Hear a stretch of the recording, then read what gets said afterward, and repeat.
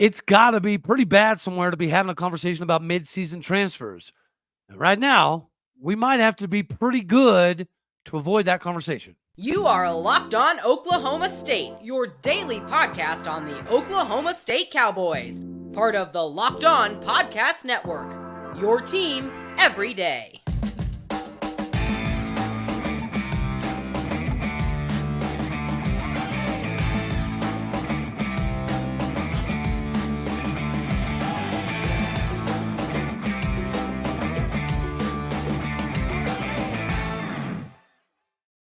Howdy, y'all, and hello, all. Welcome back to Locked On Oklahoma State, your daily stop for all things Cowboy and Cowgirl related. My name is Cody Stovall. I want to thank you for stopping by to make this your first listen here on Locked On Oklahoma State. You know we're available on every single podcasting platform, visually as well on YouTube. You can find me personally on Twitter at AllDayOState. Is this another mass exodus situation? It's terrible that you're already having this conversation early into the season, right? And sometimes, things get thrown around and you never really know what's exactly going on. But I think that if this is a conversation that needs to be had, what we do in Ames, Iowa is going to dictate a lot of what this future conversation looks like. Like if you take somebody like our main man BP, Brennen Presley, for example, if you know he's already transferring after the season and he knows he's already transferring after the season, it could reach a point where it's more advantageous for him financially, fiscally, and responsibility-wise to maybe just start preparing for the next chapter in life. So if there's already a plan set forth or the availability of a plan set forth for particular individuals, especially on the offensive side of the ball, then yes, you could see the discontent nature in which this is going by. And if you have too much discontent stuff in your life, make sure you check out Jace Medical. We're brought to you by them today. It is important to get ahead of life in general and to be able to take care of yourself and your family. But this Exodus conversation, it's not as massive from what I'm hearing as what you're reading, right? It's not like we're going to have a situation where 15, 25 dudes are ready to go. But if we looked completely inept, once again in Ames, Iowa, there are some guys on the offensive side of the ball that could very well start looking at a future business decision as opposed to viewing any more trips like a business trip. Hopefully that's the angle that we take. This is a business trip. You need to establish some continuity on the offensive line. You need to establish the run game. Stop talking about what we need to do. We know what we need to do. We see it too. If you know that we need to establish a run game, then we should find a way to do so. Does it have to be under center? No. Are we going to go under center all that often? Probably not. But some is better than none. Progression is better than regression. And it's hard to progress if you don't even have enough aggressive tendencies inside your dudes to do it. So this is a personal challenge, in my opinion, to every player on the field and every coach on the staff. This is an opportunity for response, right? So we could see some excellent play out of a handful of guys. Heck, we could see some excellent play calling. We might be shooting for the moon, but these things are possible. And this is kind of what we need to see in Ames, Iowa for us to continue to stay afloat, right? This is going to be a week-by-week trial. It's unfortunate, but it's a situation that we have put ourselves in, right? If guys come to Oklahoma State or come back to Oklahoma State predicated upon, some particular things happening and not happening, even if you don't think that it's the greatest time to do X, Y, or Z, maybe you should give it a go. Maybe you should give it a shot. We can't afford to lose a lot anyways, right? Last season, everybody's default was injuries. This season, we're not having that issue. So that cannot be the excuse this season. Can a coaching staff completely flip the script and turn this thing around very quickly? It's going to be difficult. Because, again, once you lose a locker room, you can't really get them back. The locker room is not lost. There's still a crap ton of hope. It's one loss, and we look pretty rough. But from the O-line perspective, right? Sam Mays and Josh Fields were talking about this to some degree as well, that you do get used to certain cadences and things of that nature. But that jump, that get off from the offensive linemen, they are listening for audible cues on when they can go. And offensively, you do want to make sure that you go first. Obviously, the defense can't move till the ball moves. So when the ball moves, the offense is always going to be going first. So having some reliability, dependability, continuity in knowing what you're doing down low, of course, it's going to be a good thing. And if we can somehow, right, piece this game together, that's 3 W's going into a bye week. We could shock the world and beat K-State. Highly unlikely. I get it. But just like we talked about yesterday, the idea that we don't have enough talent to compete for the top half of the Big 12 is pretty ridiculous. And let's face it, last year the Big 12 was kind of, the juggernaut of every single week was a war. This season might be the same, but the war at the bottom half of the Big 12 might look a lot like the bottom half of the Big 10 and the bottom half of the SEC's battles. I mean, they don't typically mean a whole heck of a lot. Yeah, there's some teams down there that can give you a run for your money. There's some teams down there that can make life very difficult for you. But, making life difficult and finding a way to pull out the W, those, unfortunately, are two different things.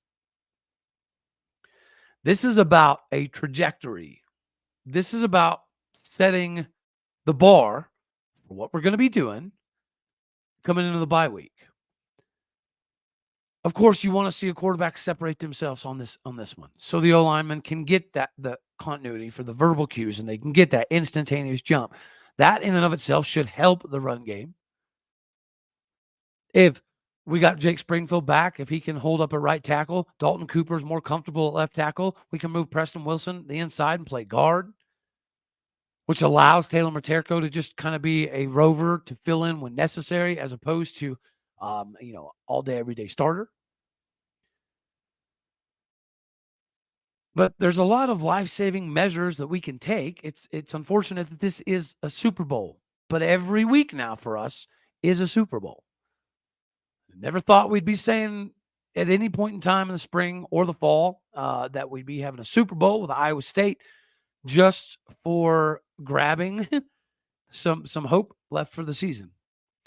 Speaking of hope, let's go over the schedule as well as the Big 12 slate, what we know about some of the Big 12 teams, what we know about ourselves, how it stacks up, and what is a little bit different. But real quick, ladies and gentlemen, I do have to let you guys know that Jace Medical is something that allows you to always be prepared, right? It gives you the ability to care for yourself, care for somebody else, loved ones during unexpected times. Jace Medical handles everything from the online evaluation to licensed pharmacy medication, delivery, and ongoing consultation and care from there. I mean, you all know my thing here. I waited too long. I pulled the man card, as I'm going to wait until the limb's falling off before I go to the hospital. Don't do that. It's ridiculous. Living without a limb, it's not super fun. But it's very simplistic. And with storms, shortages, pandemics, reliance on China, the supply chain crap fest issues, we need to be prepared now more than ever. Realistically speaking, you got to go online, fill out the form, and then you get a prescription. Life-saving medications are right to your door. Jace Medical is simple, and it gives you the peace of mind that you need to know that you're not just hoping that you have access to stuff, especially in an emergency. Jace Medical makes sure that you have the opportunities and the medications in hand. You can save more than $360 by getting these life-saving antibiotics with Jace Medical, plus an additional $20 off by using my code LOCKEDON at your checkout. JaseMedical.com. That is JASE medical.com. You should all be available, empowered, and able to help yourself and your family, regardless of the situation. Jace Medical can help you do that. All right. So for the Big 12 slant coming into the season, a lot of people had Texas Tech pretty high. At least Texas Tech in the conversation to make a stir at the top. And mistakes have killed them. It hasn't been a talent issue per se. It hasn't been a roster management or play calling style of issue for the most part. You could argue that Tyler Shuck's not the right guy, that Baron Morton may be a little bit better, a little bit more elusive, a little bit more capable, but you can have the same conversation about Oklahoma State. You cannot have anything negative, unfortunately, to say at the moment, for the most part, about OU. They seem pretty squared away. Texas beat Bama. Texas isn't back, and Bama's not the same Bama, but it's still a pretty big win. So let's go over some of the guys, and then we'll talk about how it affects us in our schedule. We just talked about OU. They have Cincinnati, first conference game of the year for them. Of course, since he's going to be fired up for this one, it's at Nippert Stadium in Ohio. OU has to go on the road. Here's what we know about Cincinnati. They got a very powerful offense. It seems to be a pretty suspect defense. OU, you don't really know. I think you could say likewise because SMU hung around a little bit there. So OU's defense may have some questions. If both teams play to their strengths, it could be a shootout. And if Cincinnati gets super hot and they force some turnovers, it could get interesting. But you got to figure OU likely has this one in hand. You have SMU, TCU. TCU's got to get it done, man. They've got to get it done. They haven't looked great. And you saw the SMU OU game, so you have a pretty good barometer, hopefully, for what it could be. But arguably, probably the biggest game of the Big 12 slate is BYU at KU. What do we know about BYU? They're a resilient bunch. It's not always pretty, but they're going to win ball games. They're going to make life difficult on you. KU, offensive creativity, innovation is off the charts. It's fun to watch. Their uniform game is stepped up as well. They've got some depth offensively, defensively. They're not as bad as last year, but you don't know exactly what you get. BYU seems to want to slug it out. KU is going to be able to put up some points. So if KU gets up big, BYU is going to have a hard time. If BYU can find a way to keep it ugly, keep it close, they could find themselves getting the dub. Otherwise, you're looking at a 4-0 KU squad. Texas, Taco, Reckham, Tech at Morgantown, West Virginia. The Mountaineers are feeling good about themselves, as they should. They played Penn State pretty good. The score is not indicative of what the game actually looked like. The quarterback situation seems to be a little bit back and forth. It looks like it's going to be Nico Marchiol with Garrett Green not being able to maybe even rotate. But a lot of West Virginia fans think it's just time to move to Nico Marchiol, especially now that Garrett Green's got an injury. If he's going to be the future, let's just see what it is. Obviously, our game in Ames, Iowa, Iowa State. What do we know about the Cyclones? Much like the Cowboys, their offense is not very good, or at least it doesn't look very good. They look far more suspect than we do in regards to having enough playmakers to get something done. They're in a somewhat similar quarterback situation, not necessarily rotational, but struggle-wise. Rocco Becht was not ready to play this season, much like Garret Rangel was not ready to play much last season. But he's here. He's in this situation. It is what it is. It could be a slugfest. Or we could test that defense. From a statistical perspective, we should win this game. Sam Houston. Sam Houston is not bad. Houston's got to get it done. What do we know about Houston? Not much. Right? It's the same Houston. They can pop up and beat anybody, and then they can fall apart and lose to that same somebody. It's just the nature of the beast at Houston. It's the nature of the beast under the fighting Danas. Then you have number 3 in the country, Texas, at Baylor.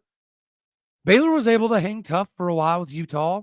They got a pretty decent win last weekend. Texas is not as good as people think. Baylor will have an opportunity here. It would be nice to see if maybe one time, since it's Texas and it's their swan, it's their way out of the door, maybe, just maybe, Baylor will finally get some fan support in McLean Stadium will be rocking for once. Then you have UCF, K-State. Oh, K-State. I can't be too mad, right? My betting, my parlays, everything got jacked up by K-State, and Iowa State, and O State last week. It's just been a big thing. But this is what K-State did last year, right? They looked okay, looked pretty good, then dropped a random game that they shouldn't have lost, and then they went all the way to win the Big 12 title. Could that happen again here? Beating UCF will be able to kickstart it. UCF doesn't have John Rice Plumlee. That is a problem. Now, the backup is the same dude that played 9 games, started 9 games for the UCF Bulls last season as a true freshman. So it's not completely lost, but K-State should be able to control this game long enough to get the dub. All right, so now let's look at it from our schedule perspective before we jump into some of the stats. Oklahoma State's schedule right now. We know we've got this game coming up in Ames, Iowa. And then, luckily, we get to go back to exploring the blessings, or what should be blessings, of being at home after the bye week.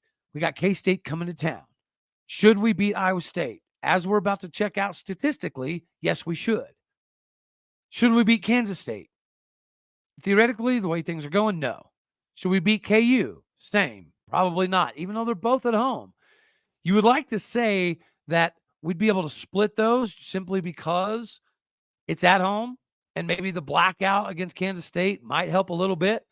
We got to go to Morgantown, West Virginia. Garret Green will be healthy by then. Will it still be the Nico Marchiol show? Will they still have some glimmer of hope at messing up people's seasons? We shall find out. Homecoming, Cincinnati. Do I think we'll beat West Virginia? It depends on if it's a night game or not. If it's a day game, yes. If it's a night game in Morgantown, probably not. Cincinnati, homecoming. We've got, I think, a pretty good defense. They've got a pretty good offense, so it's going to be strength on strength. If our offense can get a little bit better, we get the dub. If their defense gets better and our offense stays stagnant, we lose on homecoming. Then we have Bedlam, possibly the last Bedlam ever. Definitely the last Bedlam for the next 8, 10, 12 years. Right now, no, that's a loss. UCF, Bounce House in Orlando. They'll have John Rice back by then, likely, but they're too deep, should take some hits by this point in time in the season. They'll be beat up a little bit. We should be able to beat them, but if you were just throwing darts at a board right now, you'd say no, probably a loss. At Houston, yes, we're going to win that game. It should be reminiscent of the Iowa State game, whether it be a pillow fight, rock fight. It'll be a rando fight of some kind. BYU to end the season at home.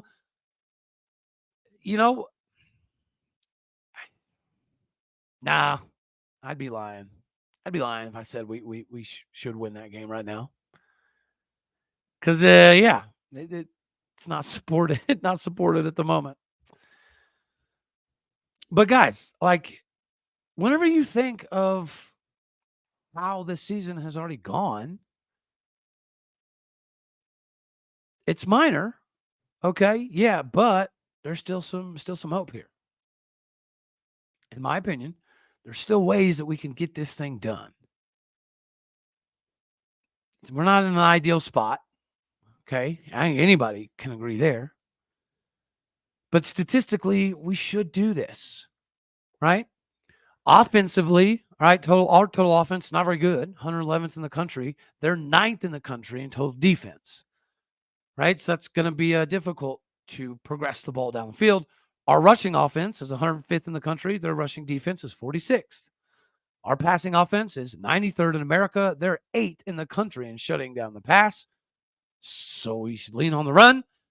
When you look at the punting, kicking, that's pretty dead even. Iowa State, when they have the ball, they're 127th in the country offensively. So they're worse than us. We're 68th, not as cool as their 8th or 9th, but numerically, we have the advantage here. So our defense should be better than their offense. Their rushing game, not very good. 121st in the country. I know we can't talk a whole lot, but it's worse than ours. Our defense, statistically, should be able to stop them. It didn't look like it against South Alabama. We kind of looked like we could be run on by anybody. But we're 99th. They're 101st. We should win this battle. Their passing game, 107th in the country. Our defense of the pass, 43rd in the country. Statistically, this is a W. If you wanna go ahead and throw 3 points for Iowa State because it's at home, sure. Even though they miss field goals, we miss field goals. We missed one. So you don't always know how that's going to pan out. But we still have an opportunity to hit the over, lightly tap the over. We're not hammering it anymore because that we're in sketchy land. But again, we can still tap the over. We can still make some money. And if by some stretch it just doesn't suit your fancy to get into that side of things, that's fine because you can always get into the NFL action because the NFL season is obviously among us. And this is America's #1 sportsbook right now. New customers get $200 back in bonus bets guaranteed when you place a $5 bet. That is $200 back in bonus bets, win or lose. If you've been thinking about joining FanDuel, trying to get your money game up a little bit, there's no better time. The app is safe, secure, super easy to use. Of course, there's a wide range of betting options, spreads, player props, the over-under, Heisman, futures, conference champions, who's going to score the next drive. It's literally too much fun to not jump into. So go to FanDuel.com/lockedon and kick off your portion of the money-making NFL season. Go to FanDuel.com/lockedon. Join FanDuel, America's #1 sportsbook betting partner and the official partner of the NFL. So again, if stats lives matter, we can get this dub. If we're going to come out and play with some intensity, like this game matters, we should get the dub. I understand our line is bad. Their line is worse. I understand we couldn't stop running the ball very well, but I still have faith in our running backs.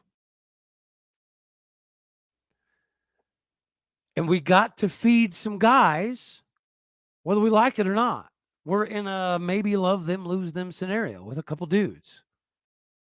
Now, you don't want to completely, have your game plan revolve around just making things right, quote unquote. But you do need to give some guys the ball. Absolutely. And if they don't get the ball and we lose and we look inept and we don't have a game plan, the ride back to Ames and the 24 hours after probably not going to look super pretty. Nobody wants that. Nobody wants that. Another thing that people seem to be back and forth about, this is where I disagreed with Josh Fields. I know he's got a propensity to throw a lot of love to Gundy, and I get it. But anybody that is still saying that Gunnar Gundy should get the start after refusing to start is ridiculous. I mean, what makes us think that if he's not comfortable starting against South Alabama, he should be even comfortable starting for Iowa State? That doesn't even make any sense, especially on the road. Alan Bowman's clearly not the ticket. And I'm not saying that Gunnar hasn't looked the best. I think he has, for the most part, which is exactly why he was supposed to start South Alabama. But we already rewarded the dude with, 6.5 some odd series. That's not a good look. That doesn't galvanize the locker room by any stretch of the imagination. So again, it doesn't have to be let's make this right and just start Garret because. No, it doesn't have to be that. But although it's earned for Gunnar, it's not deserved. You want your quarterback to have a cast iron set of cojones. That's what you want. You want a quarterback that is willing to jump into the fire no matter what's going on around him. That's what you want. You want the guy who's willing to just take the mantle and run with it. It might not be Garret. Might not be Alan. It might be Gunnar. But there's a risk and reward to everything. And in my opinion, the risk to starting Gunnar in Ames is that you have a mutiny in the locker room. We can't afford that yet. We can't afford that ever. But especially this early in the season, because again, this is exactly the same time frame that all this stuff started going a little sideways in the locker room last year. I mean, you could look at the Texas Tech game and see some stuff, but okay. You look at the Baylor game, see some stuff, but it's okay. You look at the TCU game, you see where it all fell apart. You can see where it started to unravel. We're at that junction right now as we are about to head to Ames, Iowa. Maybe Gundy can afford, the season going completely upside down. I think some of us are still holding out some hope. There's still some time. There's still some opportunity. We're just working to tap the over. And keep everybody engaged for the remainder of the season. Again, I don't think this is a mass exodus situation, but there's a handful that, are obviously not happy. I mean, heck, if you're a fan that doesn't even have a player on the team or a grandson on the team or a former player on the team, then it's still going to mean something. We're playing for our future here. And every week, it's going to be a new battle. If we can stack a few good battling weeks together, we stand a chance. All right, y'all. That's all we're going to have for this one right here. You know I love you. As always, God bless. Go Pokes. And thank you for tuning in to make this your first listen here on Locked On Oklahoma State. You could be anywhere. So blessed that you choose to be here. All righty, y'all. Thank you. Appreciate you. Later, taters. See you tomorrow.